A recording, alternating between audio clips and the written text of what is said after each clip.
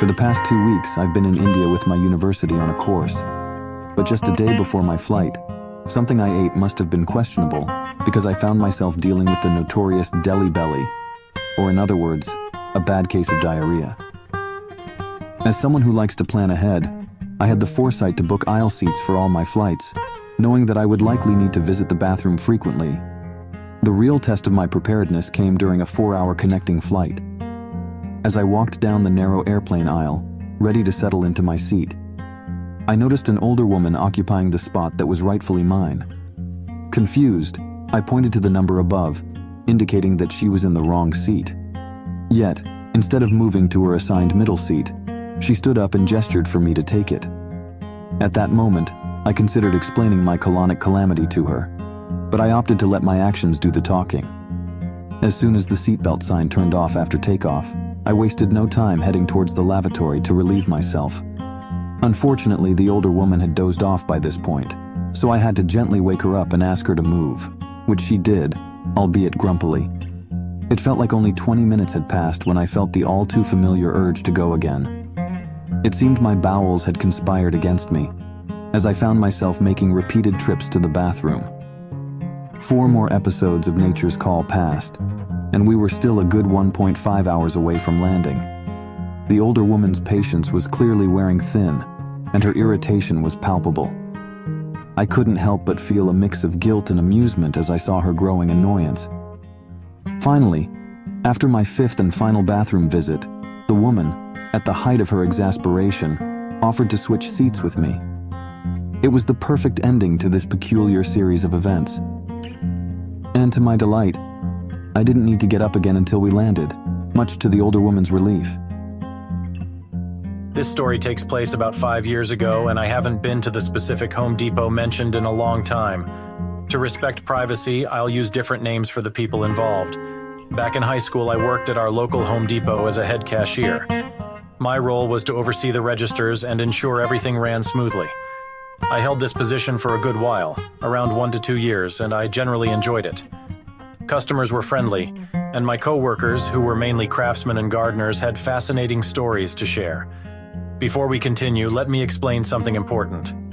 I'm allergic to almost every form of pollen. Yes, every single form.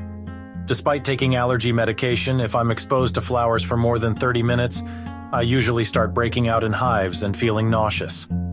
Now, after about 3 months of working in the winter, the dreaded spring season arrived, the worst for my allergies. One day, 3 of our cashiers in the garden section called in sick. These were usually reliable folks, so finding replacements was not a problem. As I approached my manager to inform them of the changes, they looked at me and asked, "Can you handle the garden section on your own?" I let my manager know that I could manage for a maximum of 15 minutes before my allergies acted up, and I would have to leave. Their response shocked me. "We don't have any documents stating you're unfit to work in the garden section. Unless you provide a doctor's note specifically addressing your allergies." "I couldn't care less," my manager said, seemingly in a bad mood. Though surprised by their lack of concern, I complied and asked for clarification. "So, just to be clear, you want me to work in a section that poses a health hazard, even though there are other capable employees who could be assigned there?" Did I stutter? They replied curtly. "All right, fine," I agreed. Reluctantly, I made my way to the garden section, and almost instantly my eyes began to sting. Determined to tough it out for the sake of my boss, I vowed to provide the best service I could despite feeling terrible. The first 10 minutes passed uneventfully, but then a customer approached me, inquiring about the rash on my arms. "The Home Depot doesn't seem to care about allergies," I explained, "since I don't have official paperwork." The customer appeared genuinely concerned and asked for my manager's name. By that point, nausea overwhelmed me, and I vomited in the trash can by the register. I turned back, trying my best to smile, and said, "I work under Bob." The customer reassured me that everything would be okay and advised me to go home. As it turned out, this customer, Nick, was a higher-up in the regional management of Home Depot, and happened to be my boss's boss. Naturally, I followed the chain of command and made my way to the locker room to pack up. While I was packing, Bob stormed in, visibly furious, cursing and claiming I had no right to leave yet, insisting that my shift wasn't over for another 5 hours. I calmly responded, Nick told me to go home. Bob's face turned redder as he threatened to fire me, accusing me of lying and ordering me to go back to work. Understanding that I would encounter Nick on my way out, I complied with Bob's command. As I passed by Nick, still wearing his orange apron, he asked where I was going. I informed him that Bob had instructed me to return to work. Nick's expression shifted from concern to pure fury. He took my apron from me and stated that I would be paid for the full shift, instructing me to go home. The next day when I arrived at work, I noticed that Bob's nameplate had been removed from the office. Curious about what had happened, I approached our HR representative. Apparently, after I left, Nick stormed into Bob's office and conducted an audit of all the past employee complaints. It turned out that Bob had been disregarding complaints for the past 5 years. Needless to say, there was now an opening for the store management position, and as a gesture of resolution, I was granted a week's vacation. I felt an immense sense of satisfaction. This story takes me back to my high school days, and it always brings a smile to my face. Our school had a rule that if you missed only a certain number of days, you could choose one class where you had an A to skip the final exam.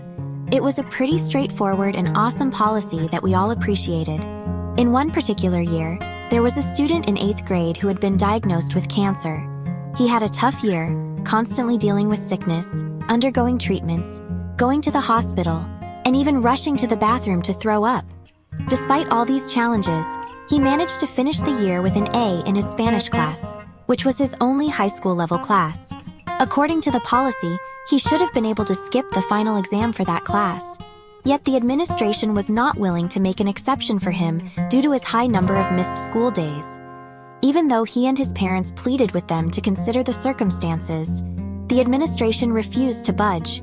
The student's teacher stood up for him, but even she was told that he had to take the final exam without any exemptions.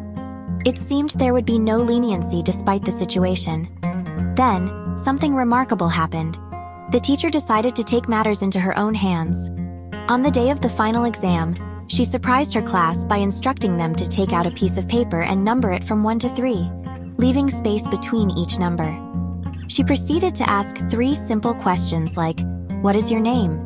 How do you say yes in Spanish? And how do you say hello in Spanish?" After collecting their answers, she took the final, and that was it. That year, every student in the class received a perfect score of 100. It was a legendary move by the teacher, and she became a legend herself. And the best part is, the student has been cancer-free for over 5 years now. Please like and subscribe for more videos like this one. Thank you.